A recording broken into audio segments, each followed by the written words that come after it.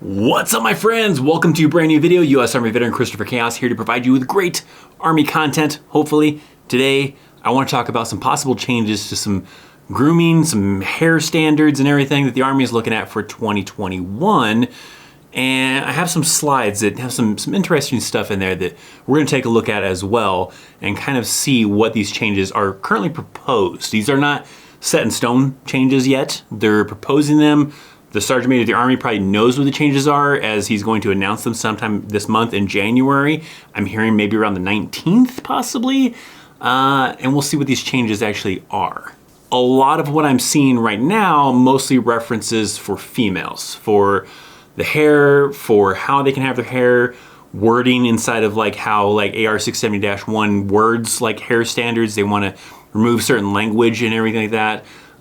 Because they feel maybe it might be like discriminatory to like certain races and certain other things and stuff. So we'll talk a little bit about those too. But then a little bit later, there's a facial hair one that I'm kind of curious about that almost kind of gives me a hint at maybe some kind of facial hair kind of leniency or something going on with the Army. I don't know though.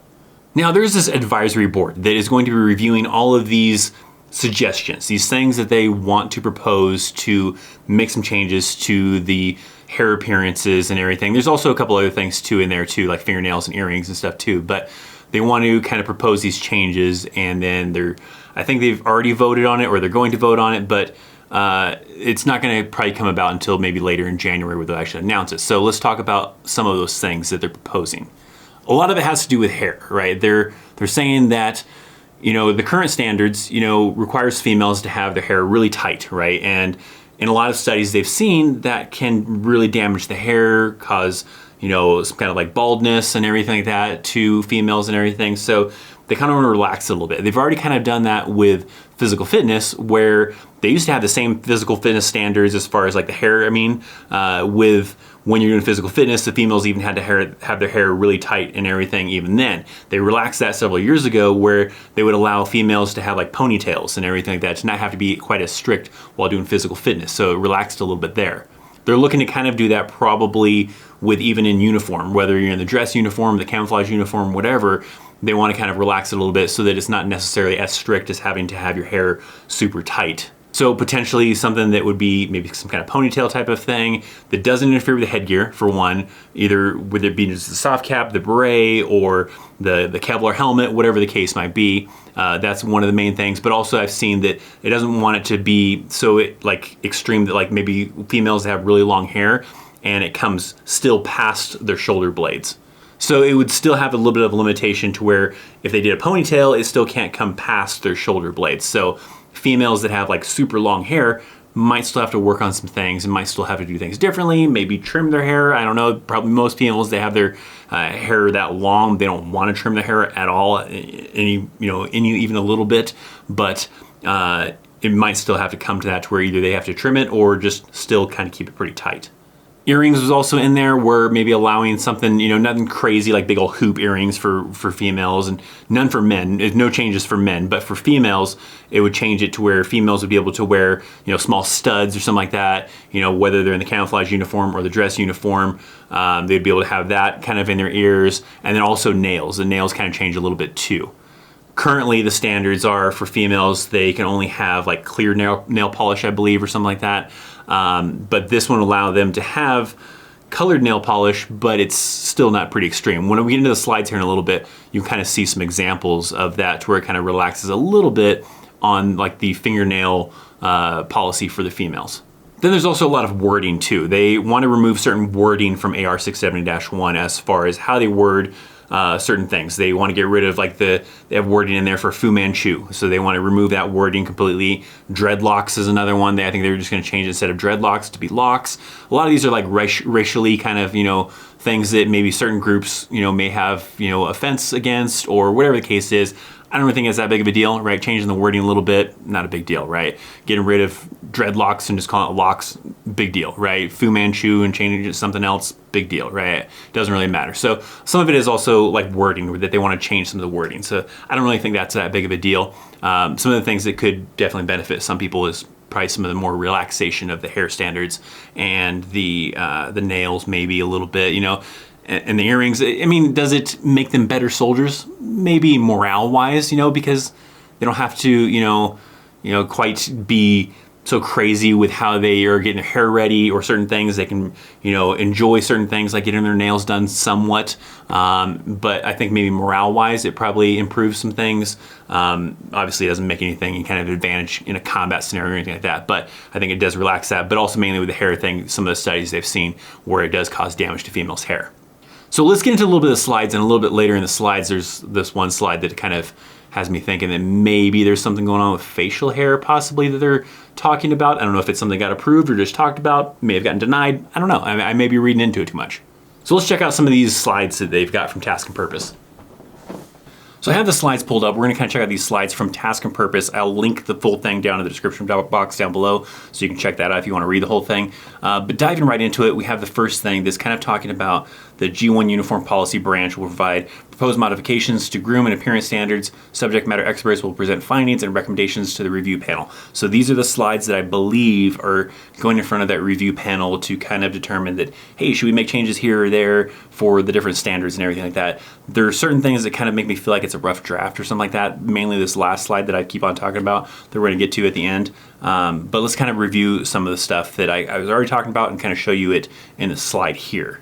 So as we drill down, it's showing like some studies they've done as far as the damage it can do to females' hair. Certain like ethnicities, they say, have different types of hair than other ethnicities. And so they are saying that, hey, it's not fair to treat everyone in the same kind of standards when not every female's hair is the same. And certain females' hair have different effects with doing it that way. And these are like the studies showing that having the hair really tight causes damage to especially like African American women, black women, and so that's kind of the thing that they're a lot targeting towards, is that it's damaging to their hair. So then it's kind of just talking about like the the purpose of it, right? It kind of impacts their morale, causes hair loss and low self-esteem, poor bodily image, all that kind of stuff like that, and so they want to kind of remove that so that way, hopefully, having these strict standards maybe will get rid of some of the problems they're having with, some of the females' hair. Also along with it is that the current policy for females' hair requires them to still have a certain amount of hair on top of their head. I think it's like a ½ inch or an inch or something. I forget what the exact measurement is. But the main thing is that females are not allowed to shave their head, right? Men are allowed to do that. They can shave their head. Females have a certain amount of hair they're still supposed to maintain on top of their head. And the problem with that is like, especially like Ranger School, right? We have females now that go to Ranger School and they shave their head at Ranger School. And technically now these females are out of uniform because that is not allowed for their hairstyle. So they want to change it to allow these females to be able to shave their head if they wish to do so. And that's definitely one I agree with. I don't see what the harm in that is, right? I don't feel like there's a reason why restricting females from being allowed to shave their heads, but allow male to shave their heads and stuff like that. So I feel like that's fine. It kind of shows a little bit of examples of like, maybe some different hairstyles for maybe relaxing a little bit, like the ponytails or whatever, probably to just try to make some kind of, good appearance still, but not be as strict as they had been with super tight buns and everything that is causing damage to females' hairs. And then it goes into this slide. This one's not showing examples of hairstyles that they'll be allowed to have, but the main thing here is they're showing some of the wording that they want to change. They want to get rid of some of the wording like Fu Manchu and Mohawk, dreadlocks, change it to simply locks, eccentric and faddish, and just different words that they feel could be discriminatory to certain people, or just certain terminology they just want to remove and change in a certain way, which again, I think I said it earlier, I don't really care too much about the wording too much, so changing it, not a big deal. I don't even think that, it's a big deal with making some of the changes they're possibly proposing either. And then here it's kind of showing like the earrings, right? Right now, females, I think, can only wear earrings in something like this when in the dress uniform. They can't do so while in the camouflage uniform. So something simple like some studs or whatever. It's not changing it for men. Men still can't wear earrings at all in uniform, but females will be able to wear maybe some kind of studs, which I feel like that's fine. And then it goes into the nail polish and stuff like that. Right now, like I said, I think just clear, but doing some things like maybe like flesh tone, maybe doing acrylics as long as they're not too crazy and have like the French tips or something like that would be okay. These are examples of things that are not allowed, which, still currently not allowed either. But like crazy, you know, zebra print or something, you know, weird and crazy with some flowers all over it or whatever, you know, right? You can do that stuff on civilian clothes when you're not in uniform, but then you'd have to like get rid of it before you get back in uniform. So maybe on the weekend you'd want to have some cool nails, you know, for females, and then get rid of it before Monday, you know, going back to work, then they could do that, but not while in uniform. But this would allow a little bit more flexibility as far as the guidelines for how they could use some nail polish.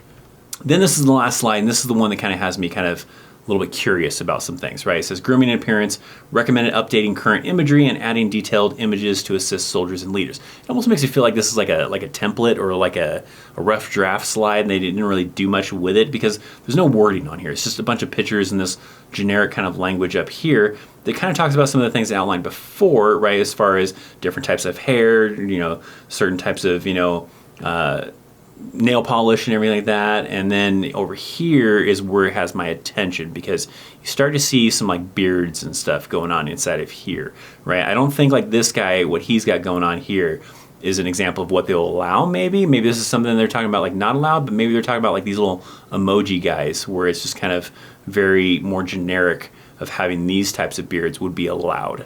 Currently, the only individuals that can have beards in the Army is for medical reasons. When they have a shaving profile, which means they've seen a doctor and a doctor has determined that using a razor on your skin is bad on your skin because you have very sensitive skin and it gives you blisters, or it you know, makes you break out, or whatever the case is, and then you end up with a shaving profile. So now you no longer have to use a razor to shave, but you can use like clippers to trim it really short, and you have to maintain a really short beard.